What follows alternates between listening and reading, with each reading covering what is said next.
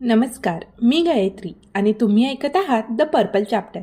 आज आपण बोलणार आहोत एका अशा शक्तीबद्दल जी शब्दांमध्ये असते, ती म्हणजे आत्मविश्वासपूर्ण संवाद. कधीकधी शब्दच तुमचं व्यक्तिमत्व ठरवतात. म्हणूनच आजचा भाग आहे कॉन्फिडंट कम्युनिकेशन, जिथे आपण शिकणार आहोत आत्मविश्वासाने संवाद साधायचा खरा अर्थ काय आहे. सर्वसाधारणपणे एक तक्रार नेहमी ऐकू येते की माझं सर्व बरोबर असतं, माझ्याकडे प्रत्येक प्रश्नाला उत्तर असतं, फक्त मी ते आत्मविश्वासाने मांडू शकत नाही. कित्येक वेळा समोरचा माझा बॉस असतो, अधिकारी असतो. त्यांनी जर जोरात प्रश्न विचारला की माझं खरं असून सुद्धा मला बोलता येत नाही. अशा वेळेस काय करावं? याच प्रकारचा प्रश्न मला अनेकदा विचारला गेला. स्टेजवरून सगळ्यांसमोर बोलताना हातपाय लटलटतात. कित्येक वेळेला शब्द फुटत नाहीत. खरं तर मला सगळं माहिती असतं, फक्त त्या वेळेला मी ब्लँक होतो. त्या वेळेला सुचत नाही. अशा वेळेस आत्मविश्वास कसा आणायचा? अनेकांना ही समस्या असते की संवाद साधताना आत्मविश्वासपूर्वक संवाद कसा साधावा. खरं तर तुम्ही जेव्हा संवाद साधता, तुमच्यामध्ये आत्मविश्वास असतो की भीती असते, हे यावर अवलंबून आहे की याची तयारी तुम्ही कशी केली. एका कॉलेजमध्ये जाणाऱ्या मुलाने मला हाच प्रश्न विचारला होता. अनेक वेळेला मी जेव्हा घरात असतो, सगळ्यांशी बोलतो, त्यावेळेस माझ्यात आत्मविश्वास असतो.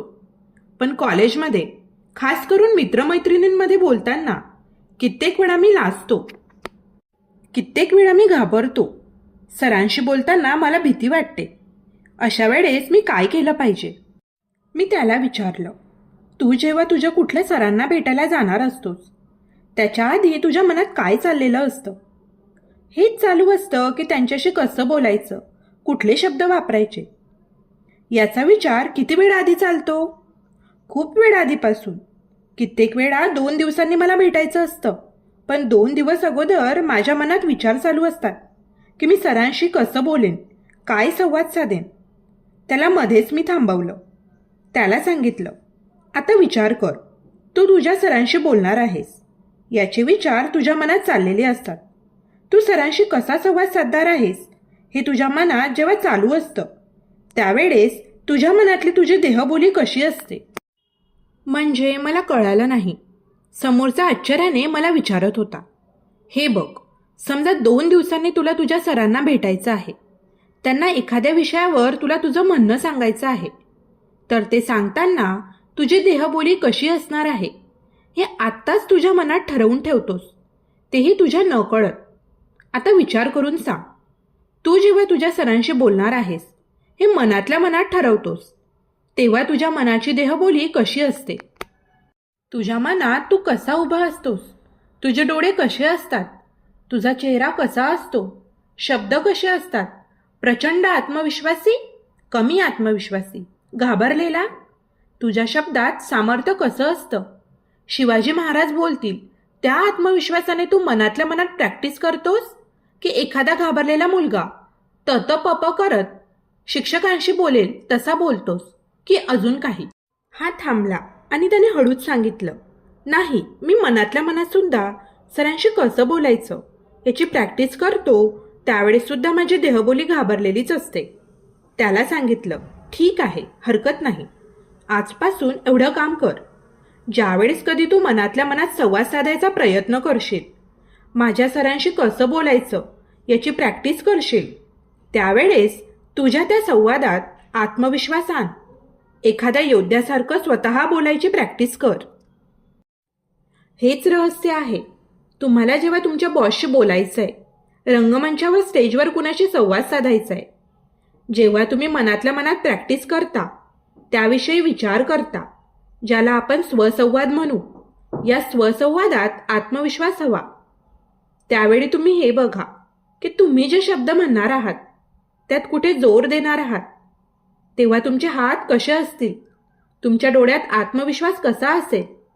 तुमच्या स्वसंवादात, तुम्ही मनातल्या मनात केलेल्या संभाषणात ज्यावेळेस तुम्हाला आत्मविश्वास जाणवेल, तेव्हा तुम्ही आत्मविश्वास पेराल आणि मग आत्मविश्वास उगवेल.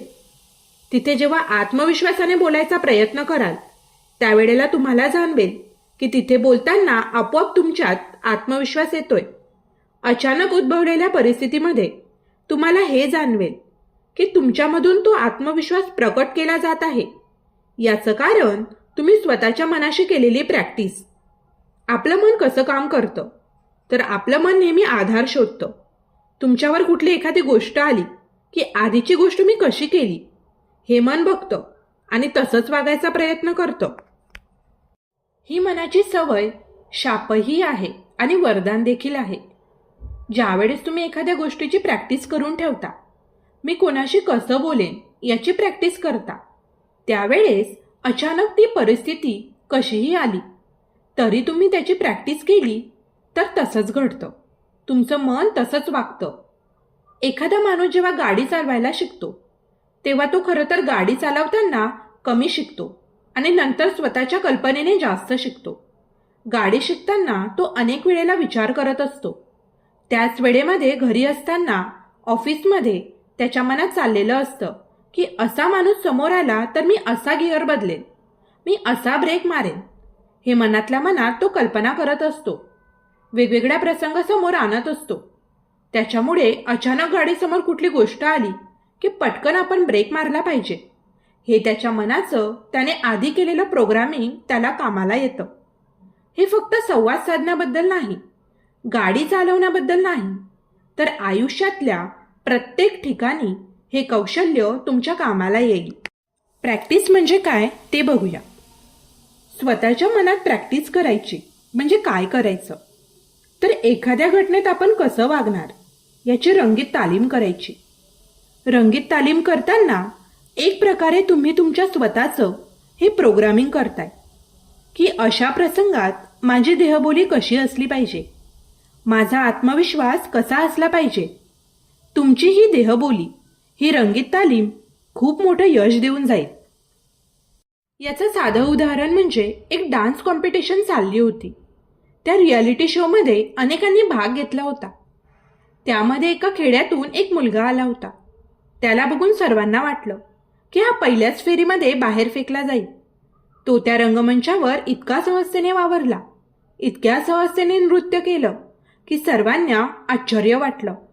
बघता बघता त्याने सर्व पात्रता फेऱ्या पार करत जिंकत त्या स्पर्धेमध्ये प्रवेश मिळवला. सगळ्यांना त्याचं कौतुक होतं. तेव्हा त्याला एकाने विचारलं की तुझ्यासमोर एवढ्या मुंबई, पुणे, नाशिक, कोल्हापूर अशा ठिकाणची मुलं आली होती. ती शहरातली मुलं. त्यांना रंगमंचाची सवय, त्यांना नृत्याची सवय. तू खेडेगावातून आला आहेस, तुला अशी सवय होती का? तो म्हणाला, नाही, याआधी मी एवढ्या मोठ्या रंगमंचावर कधीच नृत्य केलं नव्हतं. मग तुला भीती का नाही वाटली? तो म्हणाला, तुमचं म्हणणं बरोबर आहे, पण मला भीती का नसेल वाटली? कारण मी सगळ्यांसारखं नृत्य केलं नसलं तरी पण मनातल्या मनात मात्र मी अनेक वेळेला ही फेरी जिंकलोय. मनातल्या मनात मी अनेक वेळेला सगळ्यांना हरवलंय. म्हणजे ऐकणाऱ्याला प्रश्न पडला. गेले कित्येक महिने मी जेव्हा टीव्हीवर हे कार्यक्रम बघायचो तेव्हा माझ्या मनात हाच विचार यायचा की या ठिकाणी मी असतो तर मी कसं केलं असतं, मी कसा बोललो असतो, माझे हावभाव कसे झाले असते, माझ्या स्टेप्स कशा झाल्या असत्या. मनातल्या मनात मी अनेक वेळेला स्वतःला जिंकताना बघितलं आहे. अनेक वेळेला मी समोरच्याच्या प्रश्नांची उत्तरं कशी देईन याची रंगीत तालीम केली. त्यामुळे इथे नृत्य सादर करताना, परीक्षकांना प्रश्नांची उत्तरं देताना मला असं वाटलं की हे यापूर्वीच माझ्या जीवनात झालं आहे, अनेक वेळा झालंय. त्यामुळे मला ते फार सोपं गेलं. बोलण्यात आत्मविश्वास होता. हा आत्मविश्वास कुठून आला? कारण मनातल्या मनात त्याने ही नृत्य स्पर्धा कधीच जिंकली होती. तसेच त्या स्पर्धेतल्या प्रत्येक वळणावर मी कसा वागेन याचाही विचार करून झाला होता. त्यामुळे अचानक आलेले प्रश्न त्याला गडबडून टाकत नव्हते. असंच होतं जेव्हा तुम्ही एखाद्या गोष्टीची रंगीत तालीम करता, मनाशी संवाद साधता, त्यावेळी तुम्हाला जाणवतं तुमच्यातला आत्मविश्वास हा कुठल्याही क्षणी प्रकट होतो. तुम्हालाच आश्चर्य वाटतं की तुमच्यामध्ये एवढा आत्मविश्वास कुठून आला. ही रंगीत तालीम फक्त स्पर्धेत नाही तर जीवनातल्या प्रत्येक कार्यात तुम्ही वापरा. कुठलंही कार्य करताना आधी स्वतःला विचारा की हे कार्य मी कसं करणार आहे, यात माझी देहबोली कशी असली पाहिजे, मी कुठले शब्द वापरणार आहे, मी काय बोलणार आहे. मला अचानक वेगळा प्रश्न आला तर माझ्या चेहऱ्यावर भीती आली पाहिजे का हास्य आलं पाहिजे. जेव्हा तुम्ही रंगीत तालीम करून जाता तेव्हा कुठेही जाताना तुमच्यात सहजता येते. अनपेक्षित प्रश्नांना उत्तर देताना सुद्धा तुम्हाला माहिती असतं की अशा प्रसंगात मी कसं वागायचं आहे. घाबरून जायचं की हसून प्रश्न समजून घ्यायचा. जेव्हा तुमच्या मनाची तयारी होते तेव्हा कुठलाही इंटरव्ह्यू, कुठलाही संवाद, कुठलंही स्टेज तुम्हाला सुखावून जातं. जर तुम्हाला इंटरव्ह्यू आत्मविश्वासपूर्ण द्यायचा असेल तर एकच विचार करा की तुम्हाला समोरचा काय काय प्रश्न विचारू शकतो. प्रत्येक प्रश्नांची तुम्ही आत्मविश्वासपूर्ण कशी उत्तरं द्याल हे स्वतःच्या मनाशी बोलून बघा. वेळ आली तर आरशासमोर उभं राहा. आरशासमोर खुर्ची घेऊन बसा आणि ती उत्तरं समोर परीक्षक आहे या भावनेनं द्या. त्यावेळेस आरशासमोर ज्या आत्मविश्वासाने उत्तरं द्याल तोच आत्मविश्वास तुम्हाला इंटरव्ह्यू देताना जाणवेल. त्या रंगीत तालमीचा उपयोग तुम्हाला हवी तशी नोकरी, हवा तसा जॉब, हवं ते कार्य पूर्ण करण्यासाठी, लोकव्यवहार जपण्यासाठी, आत्मविश्वासपूर्ण संवाद साधण्यासाठी होईल. तसेच आपले मत मुद्देसूदपणे मांडण्यासाठी होईल. रंगीत तालीमशिवाय कुठलीच कला साध्य होत नाही. संवादसुद्धा तसाच. बोलत राहा, शिकत राहा, चुका करा पण थांबू नका.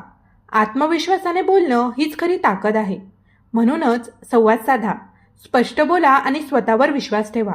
पुन्हा भेटूया पुढच्या भागात. नमस्कार, मी गायत्री आणि तुम्ही ऐकत आहात